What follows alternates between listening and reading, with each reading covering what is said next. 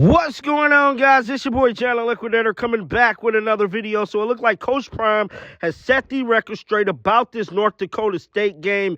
Guys, for this one here, we got to go all the way up to Boulder. Let's get it. Let's go. Shake the haters off.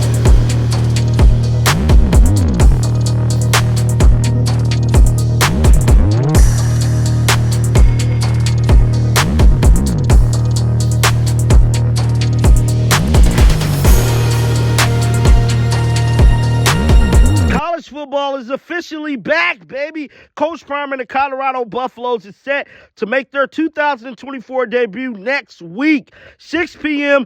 in Boulder, Colorado against North Dakota State. Now, we know Coach Prime is coming into this thing with a brand new offensive line, couple new weapons in that wide receiver room, and I'm here to tell you they plan on running the football. But something that is standing out with their North Dakota State team is that they like to run the ball. Coach Prime brought in Warren Sapp, the run stopper, and a few guys to come in and help apply pressure to that defensive line front. With all that being said, Coach Prime spoke with reporters today and set the record straight. With all that being said, let's roll the footage right now. Hey, Coach, Tyler King with How you doing, Tyler? I'm good, thank you. How are you doing? Excellent. I wanted to ask a little bit about kind of the locker room overall. You guys, not just your sons, Shador and Charlotte, there are multiple sets of siblings on the team. I think we have 5, don't we? 5, 6, yeah, 6. Yeah, I was just curious what kind of unique atmosphere maybe that creates in the locker room and how that maybe strengthens the term brotherhood that you guys have. Well, we want all of the young men, regardless of the ethnicity, to understand it is truly a brotherhood. We just happen to have 6 siblings on the team, which is a blessing, which is unbelievable. It's not like we target that and try to bring it in, but oftentimes one of those kids can really play, then we find out that the sibling can really play as well. So to create that type of brotherhood in that environment, we just invite them both to play for us. So that's a blessing, it really is. I think that's got to be leading the nation. It's tied. Tied for who? Utah State. Man, amen. Ron Scholes from Ralphie Report. You're playing a team that's going to run power for the vast majority of the game on Thursday. How do you feel about new defensive front? You got guys like Dayon, San, and Chidozie.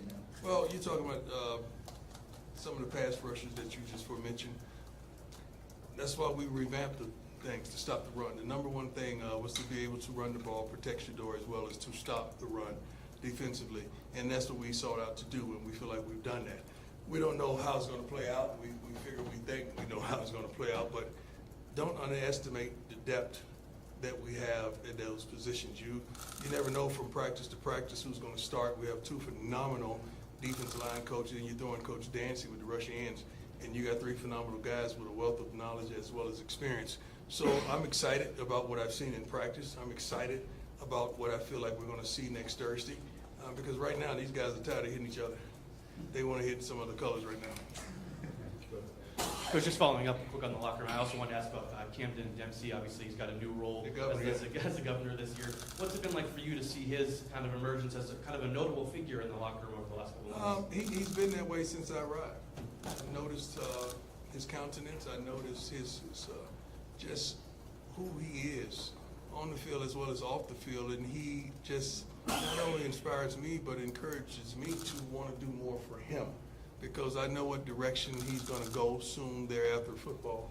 I know the history of his family, how much CU means to them, and you're talking about a great young man. He is all of that. So that's why I wanted to create a special role for him to get him more involved in what I feel like his career path is going to be. I don't want him to wait till it's over for him to get started. I want him to get started right now. But I love him to life, I really do. Hi, Coach. How you doing? Good, how are you? Nicki Edwards, CU Sports Report. I'm just curious, how has it been adding George Hilo to the staff? What does he add to the defense? He is unbelievable. You're talking about a pro. You're talking about a guy who's professional, a guy who's very knowledgeable, a guy who's, you don't have to tell him what to do or question him on what he accomplished this practice. You could see it. You could hear it in the energy that he displays when he's one-on-one with the kids or he's coaching a group. He commands their attention. He's track record, and it's unbelievable. He's been everywhere, and he's also done a wonderful job. I'm happy we have him. I really am happy we have him. as well as Adelius Thomas. I don't know if you guys have seen AD in practice several times, but he comes back and forth because he's fathering his son, and that's more important to me than anything. But he's doing a wonderful job. He comes in and helps us as well. Hey, Coach, do you name starters at positions where there'll be like rotations, such as running back or wide receiver? It really don't benefit us to name a starter.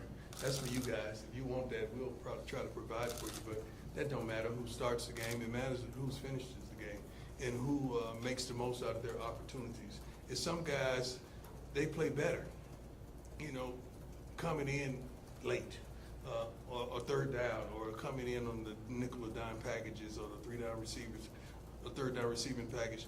Some guys are just built like that. Some guys, they play better early. Then, you tire them out for the other guy, and the other guy comes in and kick butt. But the best thing about that is to have enough depth to be able to do that. You can close your eyes and point at the receiver board and pull out a starter. Same thing with the defensive line. Same things with the outside linebackers. Same thing with the cornerback. Same thing with the running backs, and so forth. So I love the roster that we've established. I love what I'm seeing on a day-to-day basis, not only from the tremendous. I'm never gonna. I don't think even in my career when I played, I never talked about what I was gonna do, contrary to what you all believe. Never talked about what I'm gonna do. I want to win. Certainly that. You got to be an idiot if you don't want to win in life, or you don't want to win as a coach. That's just stupidity if you don't want to do that. So that's necessary that I say those type of things. But I expect to do some amazing things. Will I share those things that we expect? No. We got several players that I expect the world from, and I expect to count on them in so many different avenues and facets of life. I brought them into my office. We've talked about it. They filled out a sheet and let me know what do they want to do, what they need to work on, and how they can help this team. And I'm going to hold them accountable to that. But as far as just sharing out my expectations, I don't even do that with life. Hey, Coach, Jack Harlow with Buffalo. Jack Harlow, my man. Good to see you, Coach. Just curious with Hank Zelinskas, he had a really good spring. Yeah. It seems like he's kind of held that starting job this fall. He is. Just what has allowed him to Consistency. Hank is not only smart, Hank is consistent. It comes from a family of people that are truly consistent ball players. But Hank is not only a great young man, but Hank loves the game. He loves to compete. He loves to be that underdog that a lot of people counted out, and he just slowly but surely, like a little engine that could, he just kept saying, I think I can, and next thing you know, he's a starter. And I'm truly proud of him. We've done some special things with Hank to kind of keep him in the middle of certain groups that we have, so he can understand the communication and articulation and how people vibe, and he's got it, man. And I'm proud of him. He's done a wonderful job. He's one of those guys that didn't flinch. He didn't flinch. Stood up. He, Trevor, Ben, and so many other guys, the governor, so many other guys on this roster, they didn't flinch. They're still standing. I wonder why they never get interviews nationally. I had to. I'm sorry. Pat Rooney, Boulder Daily Camera. Pat, what's up, man? Not much, Coach. How are you? Good. You mentioned yesterday at the luncheon that you feel like the improved roster depth can lead to better special teams this year. Yeah. I guess, what do you think, how do you think you can get more out of those units this year? First and foremost, our kickers, let's talk about the specialists. We have one that should be a pro. Mate is unbelievable. I'm sorry, I'm so used to calling him mate. I'm so used to calling him mate. I love him, man. Mata is Mata. Jace is doing his thing. He probably get to start the nod on kickouts because he's been consistent all through spring and all through now. But those guys are really good. Now, finding the coverage teams, you have so many athletes. You have probably 5 starting corners, so those guys will fall to special teams. You got probably 4 starting safeties, particularly. You transfer those guys into special teams. Don't forget Carter Stockmeyer and so many guys that contributed last year. Isaiah Hodge. I mean, you got so many guys with talent. Gant, I'm just looking at these guys in my mind, which could compile a tremendous special team. But what I do, particularly guys that I feel like has pro aspirations, we give them the nod. They're going to have to prove that they can't do it, not prove that they can. We're going to give them the nod to go out there and try to fulfill their dreams and aspirations. So if it's a senior in, a guy like Bentley, you know, not only is he a linebacker, but when he makes the NFL, he's going to have to play special teams. So you get him started with that now. He and guys like JB, Jeremiah. Hey, Coach. Pat How you Graham, doing, Associated sir? Press. How you doing? Hey, when you're playing an FCS team, is it easier to get everyone's on board when you say, hey, they've won 17 national titles, and you show them the film, and they look more like maybe? No, I don't think that encourages them. I think, you know, who we are encourages them. You know, everybody knows, everybody want to beat us, you know, and we want to beat everybody. So that encourages them tremendously. They know they're on national television. They know the world is watching. I think we have, regardless of who you place on the roster, not the. Coach Matt Smith, 104.3 The Fan. Good to see you. Good to see you. You've coached, obviously. Why you never invited me on your show? Would you like to come on my show? I just wonder why you never invited me. I wasn't sure that I you'd would come not. on. Why- I'd love to why- have you on. Why wouldn't I come on? I don't know. I reached out before when you first who got did you here. reach to? I reached out to the department, and I never heard They're right back. there. You know they're right there. Yes, I understand. I understand. I reached out to the I got you. I come on your show. I would love I will that. come Thank on you your very show. much. So, I'm curious. You coached your children, obviously, their entire lives, and you haven't coached the game without them. Does this feel like a culmination for you arriving to this season now, this being the last go-around, and obviously... For with my sons? Or just in your life? No, really? it's not the last go-around for me. I'm just getting started in this college football. Does it feel like the closing of a chapter? Is, I guess, With my kids, yeah, certainly. I don't think it's the closing. It's just different levels to this thing. Although I'm 100% sure that I'm not going to be their coach next year, I'm still going to have influence on their lives because I'm their father. So, you know, I play two roles in their lives. And just so happens when I'm on the field, I'm not dad, I'm coach. So off the field, that's when I become dad. So I'm still going to play those roles. I'm proud of him, man. I'm proud of Junior. Bucky, he don't have a uniform on, and I'm so darn proud of him for what he's doing for us, you know, as a school, as a social media, and he's changing the game. So he's probably the MVP of everything right now. He's not jealous, not envious. He loves his brothers, and you can see it and hear it in his voice when he's filming them. as a competitor, an elite competitor that you were, I imagine that that you still are, clearly. I guess post-playing career is what I meant. It changes, right? Yes, for different athletes. I've worked with plenty of them that experience different, things after they retire. Does it feel like this season heading into it for you is maybe from a coaching standpoint some of the most competitive juices that you've felt yet? That's a great question. Everything I do is competitive. I mean, even endorsements, even just talking to the young men and women last night, the freshmen. So I'm just a competitive person. We just walked during the 2 miles, and I had to win. I'm going to turn it on the last few steps. I had Jay Field and Coach Pollard. I think I can get them anyway. But we compete. So I'm a competitive natured person, not only with sports, but with life. I want to win in life. I want you all to win in life. I don't want anybody in this room to lose. I want you all to be successful, but let's go about it the right way. Thank you. Hey, Mark Kisla, Denver Gazette. How you doing, sir? Good. Two-parter. Okay. Go back to the elite competitor. Do you Yes, sir. think an elite competitor blocks the outside noise or feeds on the outside noise? You don't care, really, because it don't influence you. I've never read an article or a comment and said, oh, that's going to make me go harder. I'm going to go hard regardless. But that comment just allowed me to know where you stand. Okay. So that's the only differential of the thing. It doesn't propel me. Where I came from propelled me. Okay. How I grew up propelled me. Like, being African American, one of few that's a head coach in college football, that kind of stuff propels me. It's not what you say. That lets me know where you stand. Okay, then the second part goes to where do you stand, or where do I stand, or where do we stand together? So I hope that I'm covering you from now through the college football playoff. I hope so too. Yeah. I pray so. Yeah. But I'm also known as a person that sometimes asks less than supportive questions or critical questions. I don't so if mind. I ask a negative question, will you not answer them anymore? That's being negative right now. Like you take an approach that I'm going to be negative. I'm not negative to anybody in here.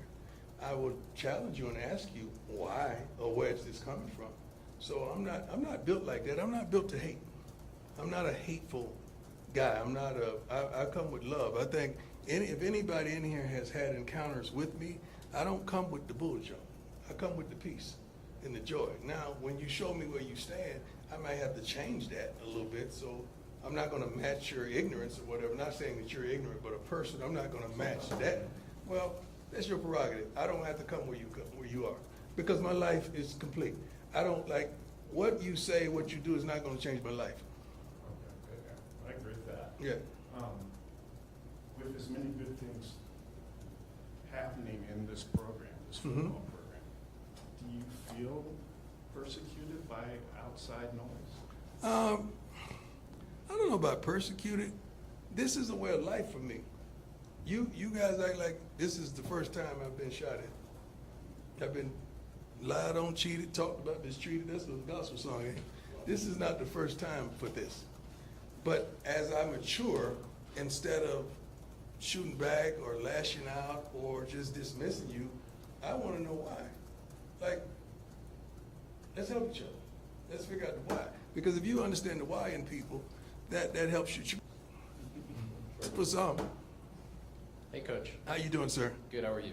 Excellent. Troy Finnegan, CU Sports Report football question. I wanted to ask you about the tight end spot. You know, last year you guys had Mikey, more of a converted receiver. Shedeur talked about Sam Hart a couple weeks ago. I'm curious what role that position has in this offense this year. Block first. Block first. Receiver second. Block first, receiver second. Because you got to understand, last year Mikey did a phenomenal job, but defenses didn't change because we had a tight end / receiver in. And it don't make sense if the defense don't change. So if the defense not changing, why don't you just put a receiver in? So that didn't make sense for me for multiplicity of reasons. So when we put a tight end in, we want that personnel to change on the defense so that we could do some of the things that we want to do. That's the reason we put 11 personnel in. Or we might as well just go 10. Hey, Coach, Arnie Stapleton. How you doing? Are you okay? I've been better, but I'm good. What happened? Carpal tunnel surgery.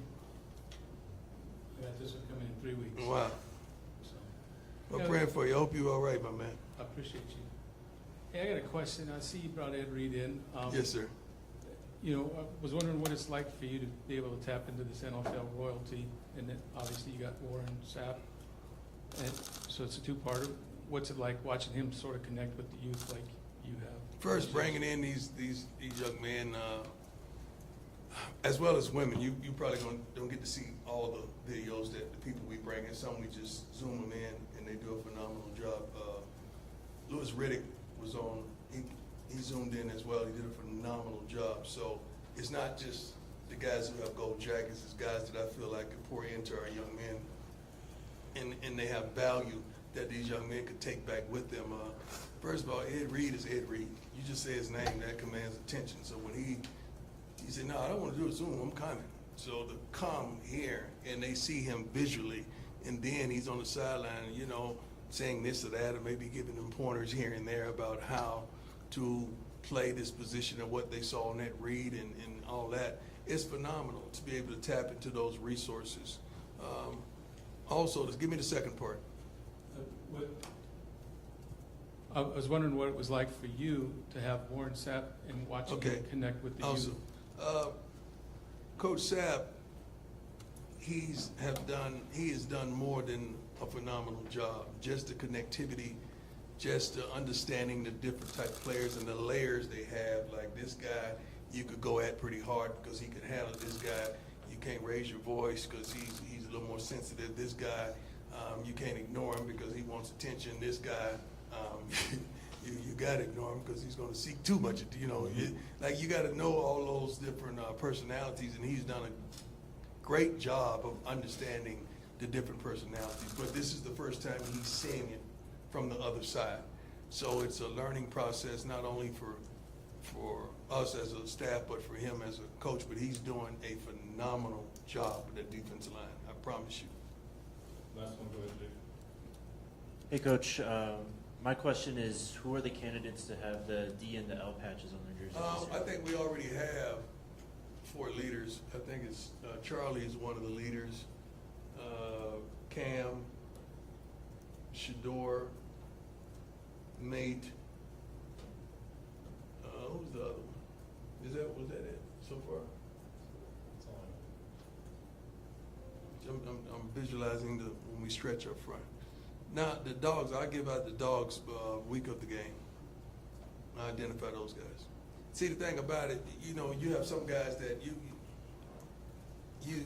they've shown you what they could do, but not out there. I gotta say it out there.